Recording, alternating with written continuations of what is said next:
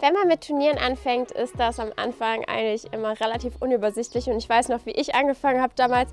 Für mich war das alles total wild und irgendwie viel zu viel. Und ich hätte super gerne jemanden gehabt, der mich irgendwie so an der Hand genommen hätte. Denn am Anfang blickt man da gar nicht durch. Wenn man erstmal einmal das Grundprinzip verstanden hat, dann geht es super schnell, super einfach und dann erklärt sich alles von selber. Man fragt sich, wie kann man das nicht verstehen? Aber ich erkläre euch heute mal sozusagen den Einstieg, wie ihr Turnierreiter werdet, was ihr machen müsst, damit ihr mit eurem Pferd Turnier reiten könnt und so weiter und so fort. Also sozusagen das Basiswissen für den Einstieg in den Turniersport, egal ob nach WBO oder LPO.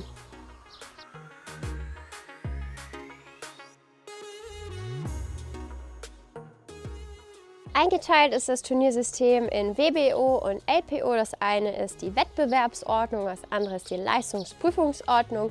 Wenn man anfängt, dann kann man eigentlich auch mit den WBO-Turnieren anfangen. Das bedeutet, sobald in der Ausschreibung irgendwo also die Abkürzung WB oder eben ausgeschrieben Wettbewerb steht, handelt es sich in dem Fall um eine Prüfung, die nach WBO ausgerichtet ist. WBO-Prüfungen sind eigentlich so die Einsteigerprüfungen, also so Reiterwettbewerbe, wie der Name halt eben schon sagt, Springreiterwettbewerbe. Manche E-Springen oder E-Dressuren sind dann auch noch auf WBO-Basis.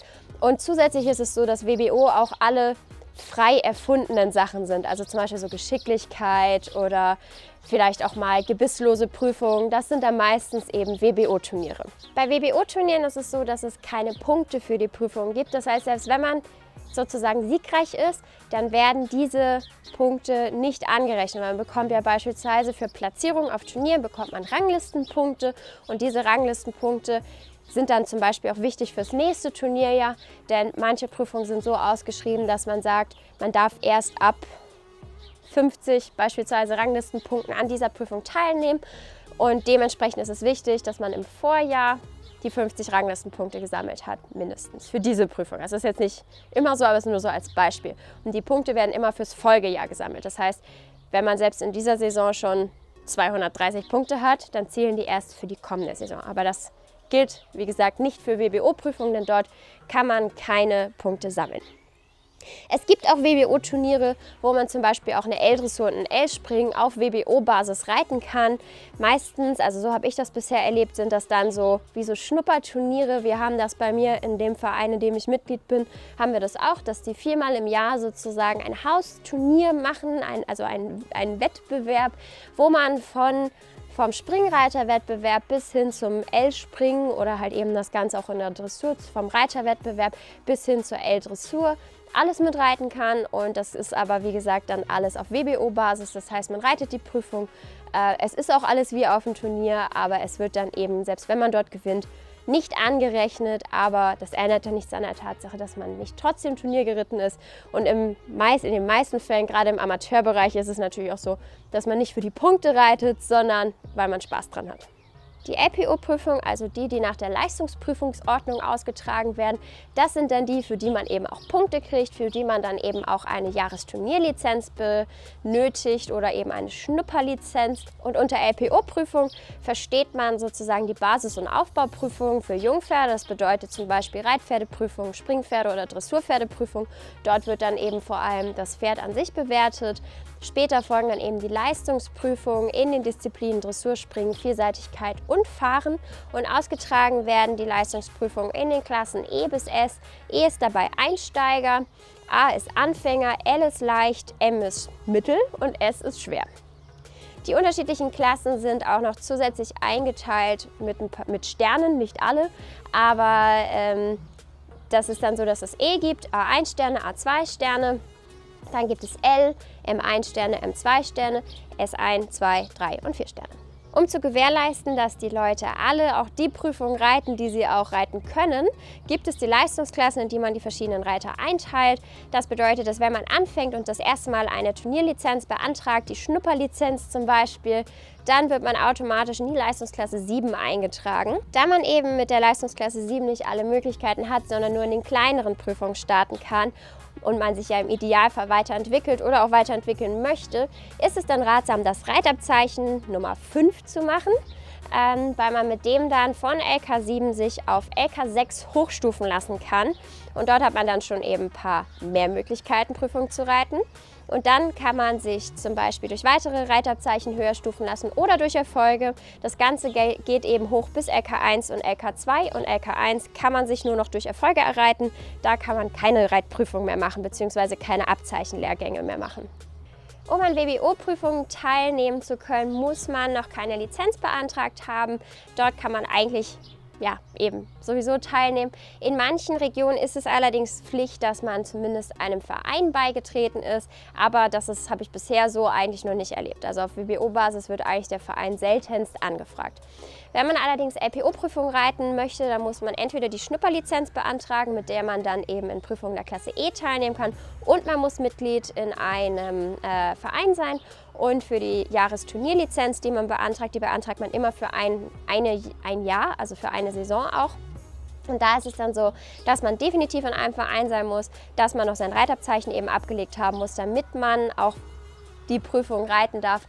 Und man muss eben, wie gesagt, die Lizenz beantragen. Die Lizenz zu beantragen, unabhängig davon, ob es eine Jahresturnierlizenz ist oder eine Schnupperlizenz, das geht ganz einfach über die Website der FN. Ich persönlich finde die Sachen immer nicht alle so einfach, aber es gibt da so ein Suchfeld, da trägt man dann einfach eben Jahresturnierlizenz zum Beispiel ein. Dort findet man ein Formular, das druckt man dann einfach aus, das füllt man dann aus und dann schickt man das an die FN. Und so 2 Wochen später ungefähr ist man dann bei der FN registriert, bekommt von denen auch die Kennung und alles. Mit den Daten kann man sich dann anmelden und die Turniere eben online nennen. Mittlerweile geht das alles online. Als ich damals meine ersten WBO-Turniere geritten bin, ich weiß, dass es ein paar WBO-Turnieren auch heute noch so ist, da war es dann so, dass man alles noch ausgedruckt hat auf den Kategorie C-Scheinen und dort immer alles ankreuzen musste. Das geht jetzt mittlerweile, Gott sei Dank, eine ganze Ecke leichter. Natürlich reitet man ein Turnier idealerweise mit einem Pferd. Dementsprechend muss auch das Pferd angemeldet werden für Leistungsprüfungen. Für WBO-Prüfungen geht das eigentlich. Also da habe ich das auch bisher noch nicht erlebt. Da kann eigentlich theoretisch jeder teilnehmen, der sich anmeldet. Aber bei den Leistungsprüfungen ist das so, dass das Pferd bei der FN registriert sein muss. Das geht eigentlich ähnlich wie bei den Menschen. Man geht online auf die Seite der FN, drückt sich dort das Formular aus, wo man eben einmal alles ausfüllen kann für die Turnierpferdeeintragung, heißt das. Auf diesem Formular findet man auch andere Sachen, wie beispielsweise Namensänderung oder Besitzwechsel. Das kommt natürlich immer so ein bisschen drauf an, gerade bei den Jungpferden. Bei Cäsarien war das damals so, der war ja 4, der war noch nicht Turnier gegangen und gar nichts. Dementsprechend konnte man alles auf einem Formular sozusagen machen. Wir haben den Namen eingetragen, weil der hatte noch keinen Namen. Wir haben ihn als Turnierpferd eintragen lassen und zusätzlich eben den Besitzwechsel dort gleich mitgegeben. Auch diesen Schein füllt man komplett aus mit allen Daten, die man hat, und packt das dann zusammen mit dem Pferdepass in einen Umschlag und schickt es an die FN, denn die müssen dort einen Aufkleber reinkleben, wo dann eben drauf steht, in welche Liste das Pferd eingetragen worden ist, ob in die Turnierliste 1 oder in die Liste 2. Das kommt dann so ein bisschen darauf an, ob das Pferd einen Zuchtpass, also so einen roten Pass hat, oder einen Pass, der, ich glaube, der ist grün. Das ist sozusagen, so wenn ich mich richtig erinnere, das halbe Papier. Das heißt, demnach wird noch so ein bisschen eingetragen, in welche Liste das Pferd eingetragen wird. Die Liste sagt aber nichts darüber aus, in welchen Prüfungen ihr reiten könnt. Das ist einfach so ein bürokratischer Kram. Und dann bekommt ihr auch da den Pass so circa 2 Wochen später wieder zurück. Was ich euch empfehlen würde, schickt den Pass auf jeden Fall als Einschreiben los, und um euch selber Aufwand und Zeit und Porto und hast du nicht gesehen zu ersparen, packt alle Formulare immer in einen Umschlag und schickt alles gesammelt los. Das heißt, auch wenn ihr für euch die Turnierlizenz beantragt und euer Pferd eintragen wollt und, macht alles in einem Abwasch. Ihr bekommt die Sachen schneller wieder zurück und seid dann sozusagen durch mit der ganzen Geschichte. Wenn ihr natürlich auf einem fremden Pferd reitet und die Besitzer das alles losschicken müssen, dann macht ja keinen Stress, aber es ist auf jeden Fall leichter, wenn ihr alles gesammelt macht, weil dann kann man alles gleichzeitig bearbeiten und die Wahrscheinlichkeit, dass ihr dann schneller loslegen könnt, ist eigentlich deutlich größer. Wenn man ein Turnier nennt, kommt man auch da wieder nicht um das Formular drumherum. Auch hier muss man, wenn man sich bei der FN NeOn, also Nennung online heißt das, aber es wird abgekürzt fn-neon.de. Das NeOn steht, wie gesagt, für Nennung online. Dort muss man sich dann auch wieder registrieren. sobald man das gemacht hat, muss man eigentlich auch immer ein Formular ausfüllen, auch das wieder an die FN schicken und kriegt dann seine Zugangsdaten. Man bekommt die Personenkennnummer, die man dann auch später, die findet man auf allen Rechnungen, die steht, mit der meldet man sich überall an. Man kriegt ein Passwort, das Passwort kann man natürlich später auch ändern, wenn man das möchte. Ich glaube, ich habe es nicht geändert, ich weiß es nicht. Auf jeden Fall ist es so, dass Nennung online eigentlich so etwas ist, was sich komplett von alleine erklärt. Man kann dort in die Suchmaske eingeben, wo man das Turnier reiten möchte. Also idealerweise gibt man die Postleitzahl ein, in der Stall ist, macht dann den Radius, wie weit man ungefähr fahren möchte.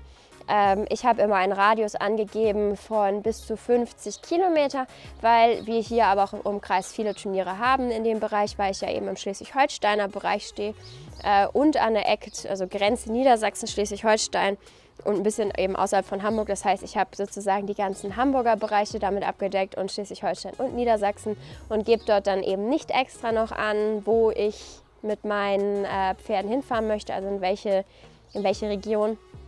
Und dann suche ich mir einfach die passenden Turniere raus. Es gibt noch weitere Möglichkeiten, dort dann eben das Ganze so ein bisschen einzugrenzen, beispielsweise welche Prüfung man reiten möchte, ob es Ponyprüfung geben soll, ob es wichtig ist, dass sie bei Clip My Horse übertragen werden. Das kann man alles mit eingeben. Ich persönlich muss sagen, ich mache das nicht, weil ich schon ein paar Mal erlebt habe, dass die Turnierveranstalter irgendwie da einen kleinen Dreher drin hatten. Wir haben hier zum Beispiel in Hamburg ein Turnier, das ist eigentlich komplett in meinem 50 Kilometer Radius. Allerdings, wenn ich eben unseren Stallstandort angebe und die 50 Kilometer, findet der das nicht, weil die irgendwie einen Dreher drin haben und das haben sie schon immer gehabt.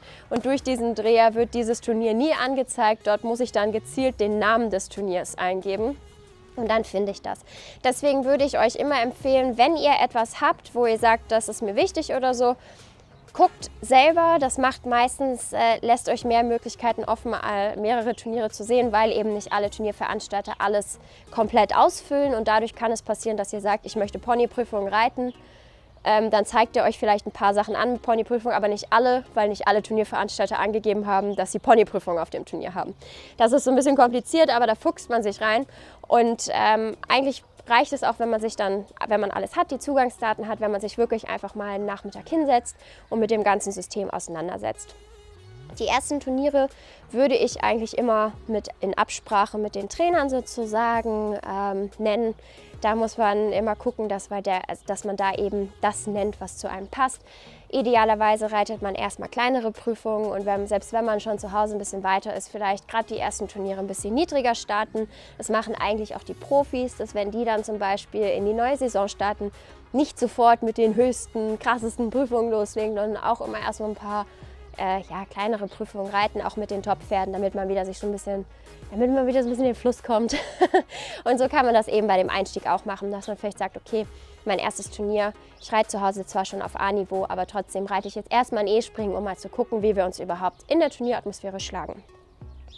Ansonsten erklärt sich, wie gesagt, Nennung online ganz von alleine. Das Ganze ist so Step by Step aufgebaut. Was halt wichtig ist, ist, dass ihr eine Zeitung abonniert habt, in der regulär drin steht, wie die Ausschreibungen sind. Das ist so eine Regelung, die wurde halt eben getroffen, weil früher standen die Ausschreibungen alle in den Zeitungen. Dann hat man seine Formulare ausgefüllt, weil man ja wusste, welche Prüfung man reiten darf und hat die abgeschickt. Und jetzt ist es so, dadurch, dass es online ist, sind diese Zeitungen so ein bisschen überflüssig geworden, kann man sagen, zumindest was das angeht. Deswegen muss man ein Abo abschließen. Es reicht auch ein Online-Abo.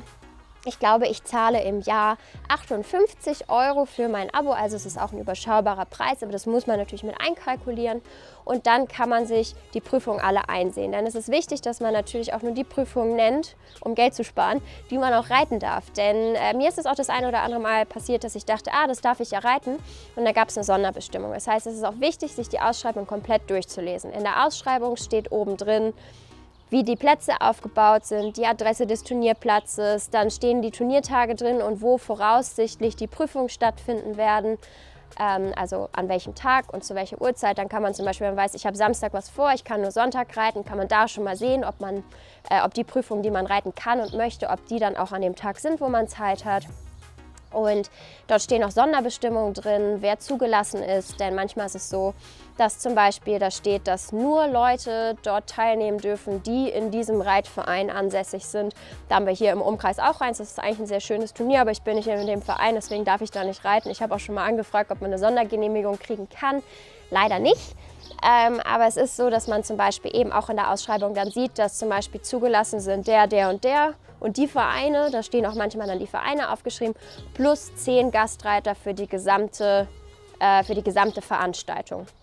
Dann schreibt man einfach dem Veranstalter oder man meldet sich einfach an und hofft, dass sie einen annehmen. Wenn sie einen angenommen haben, ist fertig. Dann ist man durch. Das gilt allerdings nicht für den Moment, wo man eine Prüfung nennt, die man nicht reiten darf. Das heißt, nicht alle Leute, die die Prüfung, die Nennung bestätigen, überprüfen auch die Nennung. Das heißt, ich habe es schon ein, zwei Mal gehabt, dass ich was genannt habe, dass ich beispielsweise mit LK 5 ein L-Springen genannt habe und die besondere Bestimmung nicht gelesen habe, dass das L-Springen nur für LK 4 zugelassen ist, aber LK 5 nur für Stammmitglieder des Veranstalters. Das heißt, unten bei der Prüfungsbeschreibung steht LK 5 und LK 4, aber in den Sonderbestimmungen steht dann oben drüber, aber nicht an der Prüfung, sondern eben ganz oben, direkt unter der Adresse irgendwo, steht dann nämlich, aber das bedeutet so und so Sondergenehmigung für Stammmitglieder des Veranstalters. Das heißt, man muss da immer so ein bisschen gucken. Das ist sehr am Anfang wirklich ein bisschen viel. Und ja, dann kann es eben auch mal passieren, dass man eine Prüfung nennt, die man nicht reiten darf. Und dann wird sie trotzdem angenommen. Man muss den Preis zahlen, weil der Turnierveranstalter kann nichts dafür, wenn man selber die Prüfung nicht durchliest anständig. Und dann hat man Geld gezahlt für etwas, was man nicht reiten darf. Das ist natürlich ärgerlich. Und ich habe es aber tatsächlich auch schon gehabt, dass mir dann die von der Meldestelle gesagt haben, hallo Frau Jensen, ist ja schön und gut, dass Sie sich angemeldet haben, aber Sie dürfen die Prüfung gar nicht reiten. Ich habe gesagt, ach so, ja, habe ich wohl übersehen, tut mir leid. Und die haben dann meine Nennung netterweise abgelehnt. So. Und das kommt dann aber, wie gesagt, darauf an, wie die Leute Zeit haben. Also man will den Leuten natürlich auch keinen bösen Willen unterstellen, aber die gehen natürlich auch davon aus, dass die Leute alle lesen können, die sich anmelden.